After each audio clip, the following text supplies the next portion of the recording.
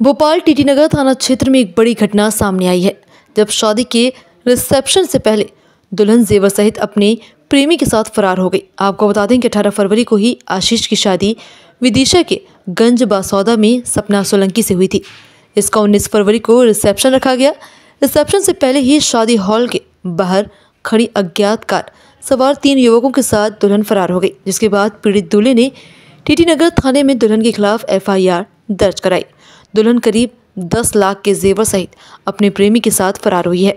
इससे पहले भी कल रात में शादी के बाद जब सुबह बारात लौटकर आ रही थी, उसी वक्त किसी अज्ञात शख्स ने गाड़ी के दोनों टायरों को चाकुओं से गोदा था, जिसके बाद दूल्हा दुल्हन को बस में लेकर आना पड़ा। आज मेरे यहाँ पर मेरा रिसेप्शन था गढ़वारी समाज में बद्रीनाथ मंदिर।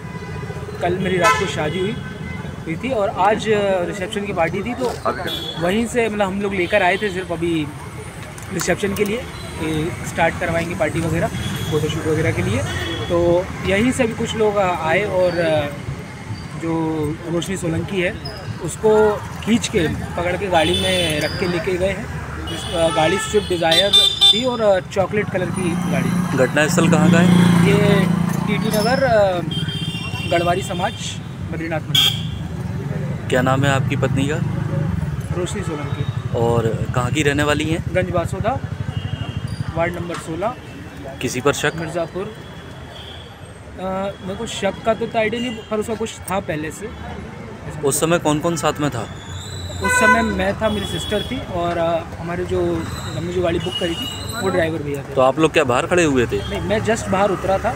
मेरी सिस्टर ने उसको बाहर उतारा ही था कि अंदर ले आने के लिए, तो मेरी बहन को भी धक्का देके उसको खींच के ले आके गाड़ी में उठाया गया। कौन सा ब्यूटी पार्लर है ये? मुझे नाम कंफर्म याद नहीं है। कहाँ पर है ये? है अपना इस्लामा सिटी, क्या है जो अपने इस्लामा गेट, थाना टीटी नगर। इस्लामा गेट पे जहाँ पे अच्छा, पार्लर से वापस लेकर आए थे?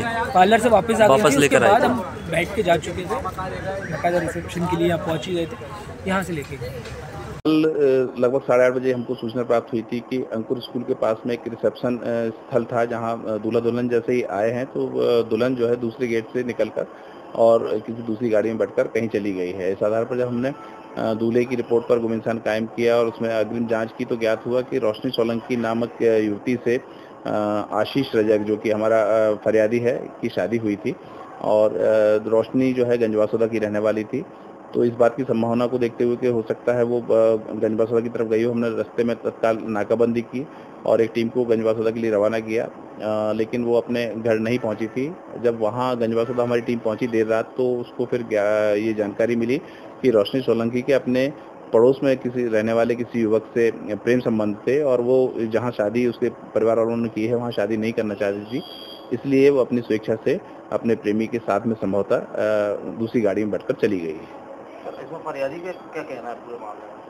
अब चूंकि दूल्हे का ये कहना है कि उसको इस संबंध में कुछ बात जब शादी के बाद में उसकी दुल्हन ने बताई थी कि उसका किसी दूसरे संबंध था पहले, इस आधार पर हम गंजबासौदा तक पहुंचे थे।